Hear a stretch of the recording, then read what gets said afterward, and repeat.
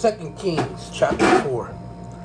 One of the wives of the sons of the prophets cried out to Elisha, "Your servant, my husband, has died. You know that your servant feared the Lord. Now the creditor is coming to take my 2 children as his slaves." Elisha asked her, "What can I do for you?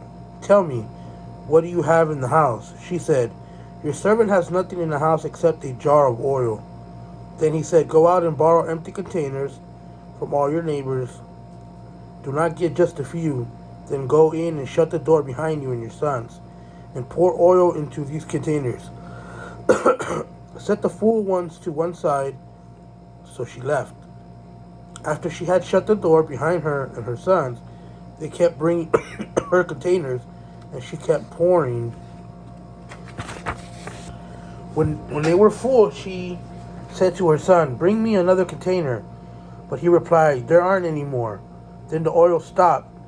She went and told the man of God, and he said, "Go sell the oil and pay your debt. You and your sons can live on the rest." One day Elisha went to Shunem. A prominent woman who lived there persuaded him to eat some food. So whenever he passed by, he stopped there to eat. Then she said to her husband, "I know that you are one who often passes by here is a holy man of God.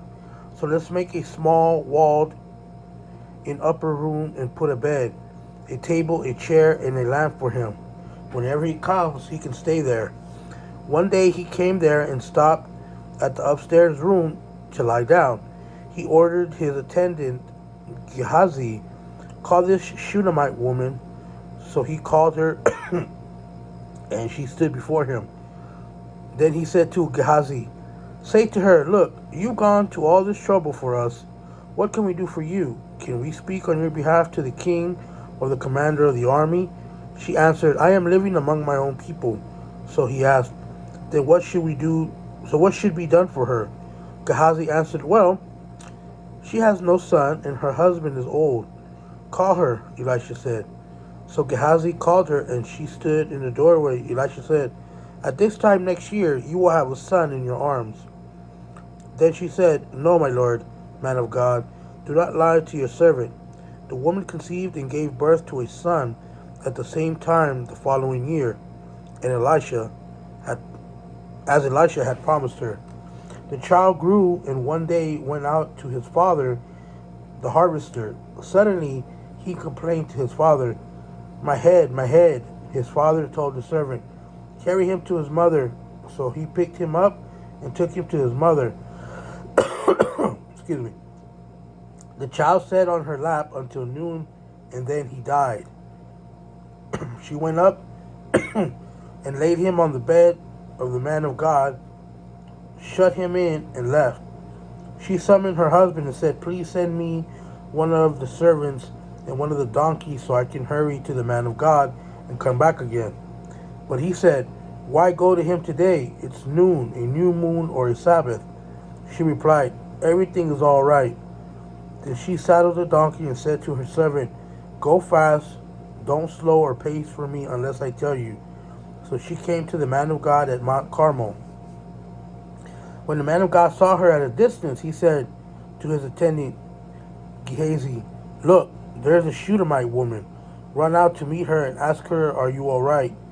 Is your husband all right?'" And he answered, "Everything is all right."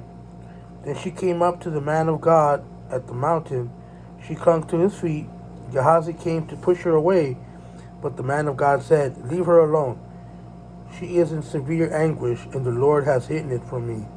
He hasn't told me." Then she said, "Did I ask my Lord for a son? Didn't I say, 'Do not lie to me'?" So Elisha said to Gehazi, "Tuck your mantle under your belt, take my staff with you, and go.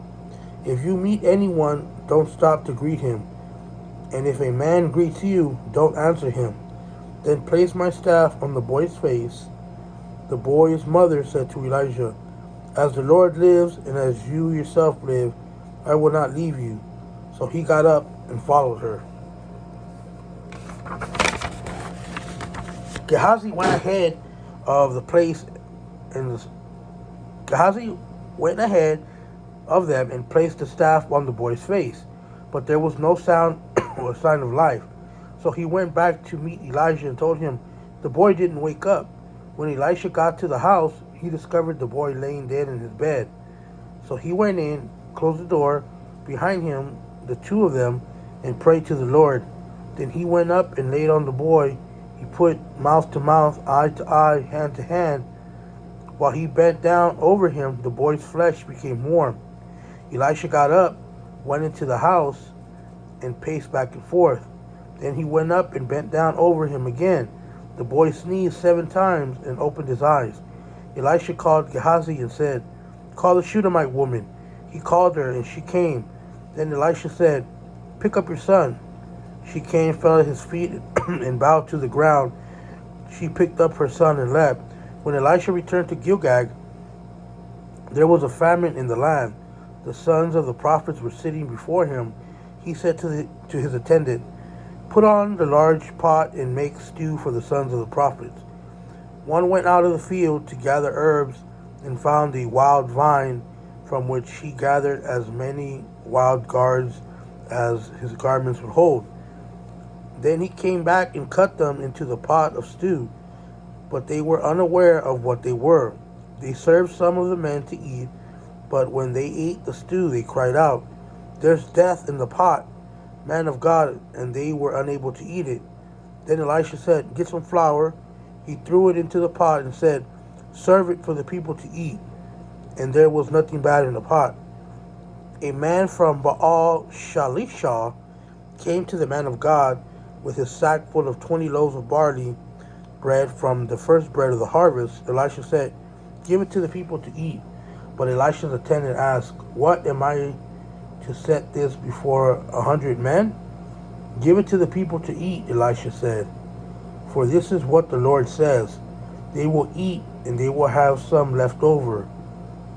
So they set it before, and as the Lord had promised, they ate and had some left over. Interesting.